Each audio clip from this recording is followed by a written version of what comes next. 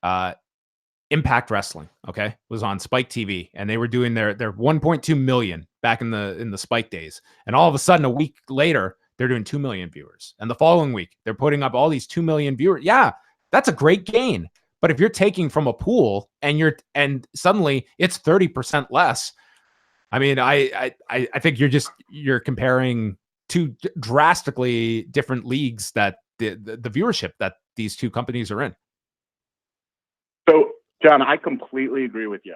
And the reason I kind of start with that, if you look at the rosters today on SmackDown and Raw, I mean, look at Raw, it's edited by AJ Styles and Seth Rollins, two of the biggest stars that ROH and TNA have ever produced. And you now look at like the casual WWE fan over the last 25 years, they're now watching indie performers on their main source of wrestling, the WWE. And we talk about that pool of like who makes up the 3+ million of viewers.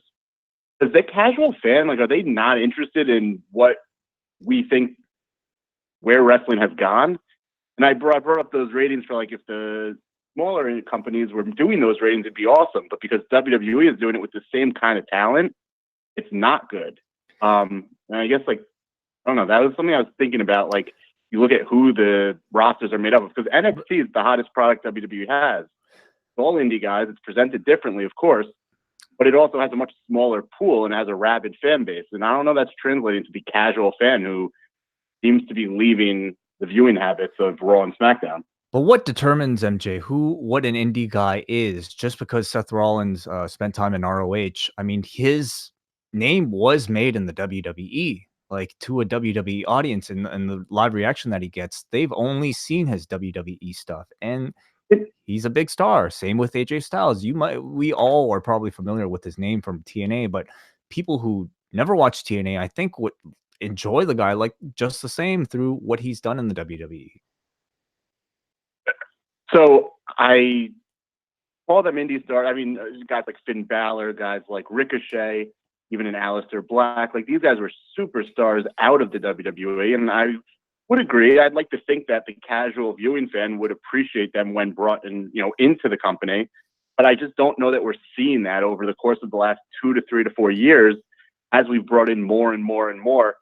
Rollins might be a bad example because he was one of those original NXT guys who had their whole look and feel remade by the WWE. But a lot of these other guys have kind of just been brought in, filtered through NXT, and then shot right up to the main roster. And now the ratings are proving out that may not be what people who watch those programs want.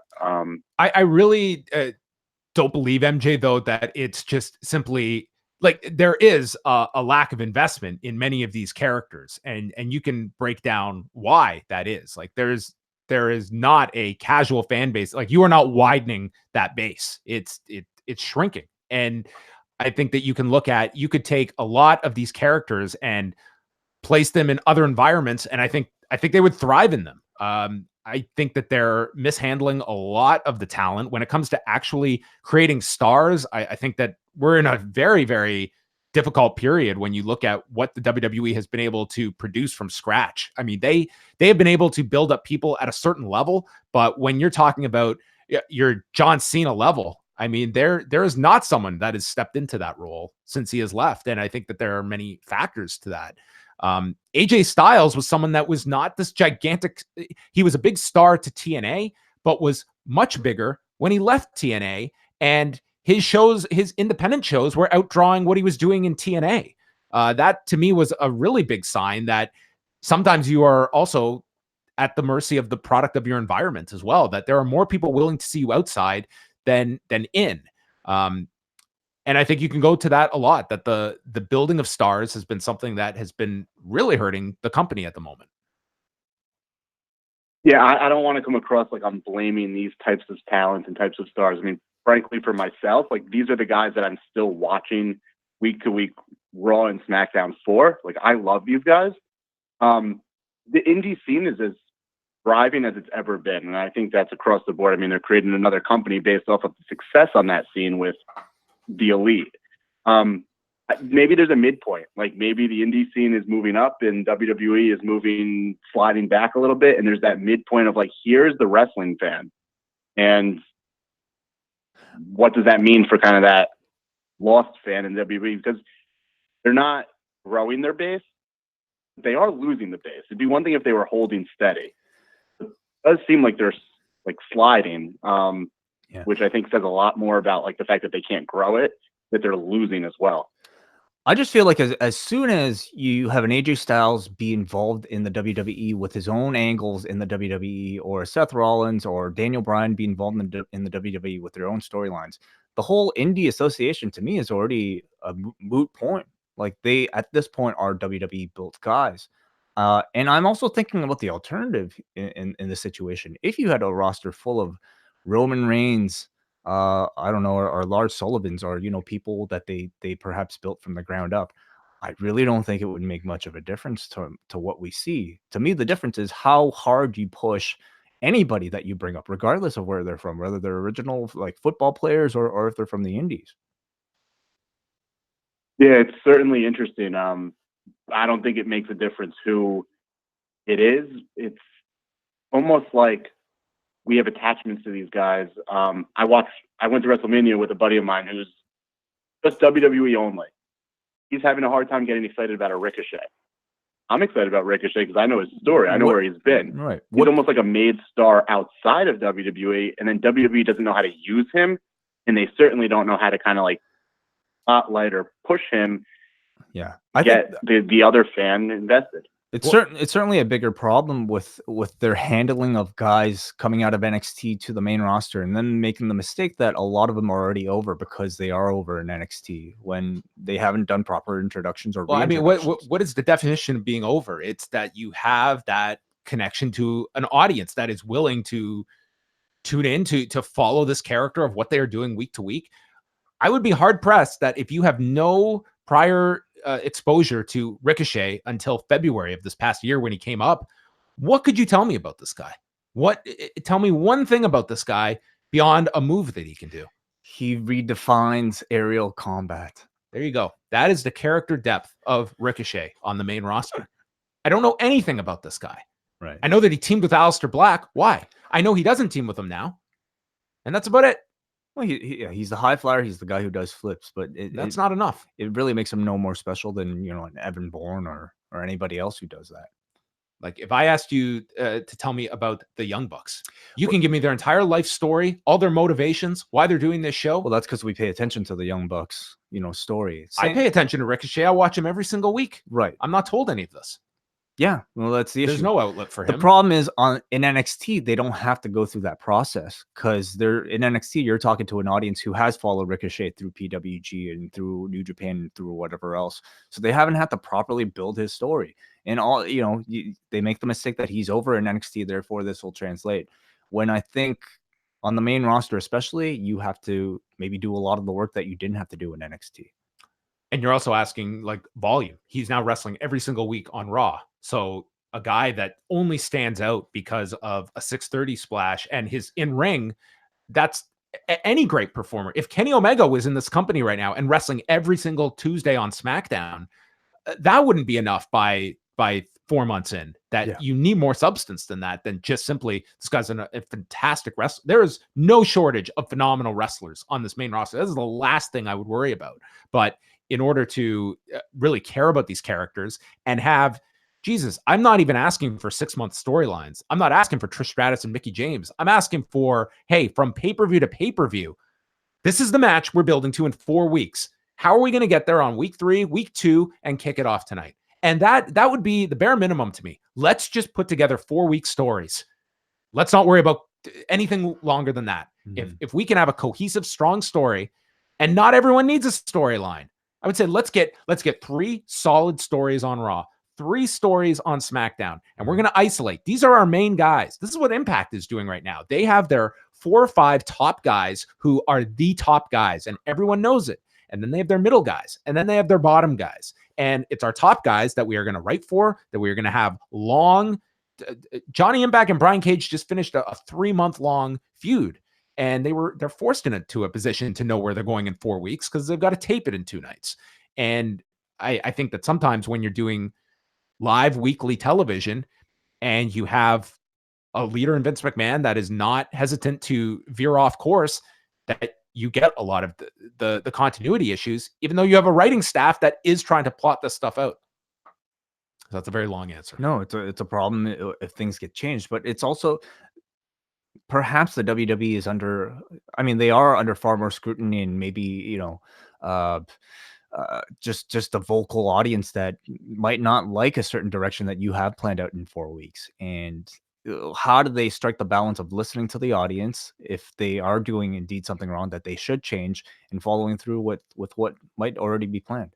Would Vince McMahon be as apt to change his mind all the time if not for this vocal audience that doesn't like what he does a lot of the time? I think what a lot of people want is to tune in on Monday night next week and see that they are changing things. Because I don't watch the show and see that I've seen many times when you would see a number slip and then all of a sudden it's a panic move on the Monday. And I'm not saying panic, because I think that just 1 week fixes are not going to be the cure-all, but to at least see that there is a recognition, because so far I'm watching this and I'm not seeing from a public standpoint a lot of concern. And the problem is they've hit reset so often, as recently as with the whole McMahon thing earlier this year, to no effect. And I'm not even saying like drastic storyline alterations and bring the McMahons back, but I mean, if you were to watch and say that's different, that's something that I don't typically see on Raw. The problem is, like, I don't think they know what to do that's different that will change things, because I think their idea of different is doing something like bring the McMahons back, which ultimately resulted in the same thing.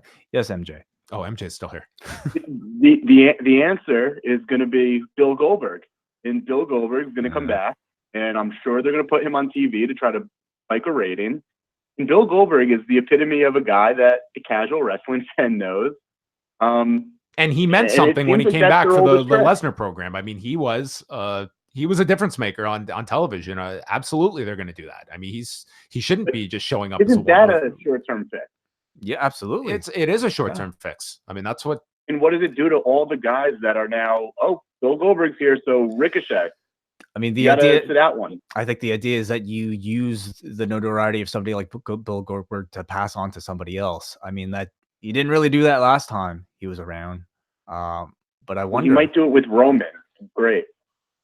All right, MJ, thank you very much for the call. We have gone overtime here. Thank you, guys. Thank you, NJ. Right, thanks a lot. Very interesting discussion. Appreciate it. All right, this has been our longest Café Hangout, so I think we are going to bid everyone a fond farewell. But we will be back on everybody Saturday. In New Jersey. Yeah, thank you. The New Jersey Hangout. We are going to be back, if you remember, at postwrestlingcafe.com. You can tune in to our review of both Wrestling Dontaku shows on Saturday, and then Sunday night for Café members, a brand new edition of Rewind Away. We're tackling New Year's Revolution 2006, the very first cash-in involving Edge cashing in on John Cena. So that's what you get to look forward to. And then everyone gets a mini break from myself next week at postwrestling.com. So thanks everyone for listening. A big thank you to Conrad Thompson, as well as Court Bauer. You can go check out Starrcast.com and MLW Fusion Saturday night, 9 Eastern on BN Sports. That is it for Wai. I'm John, and we'll speak with you later this weekend.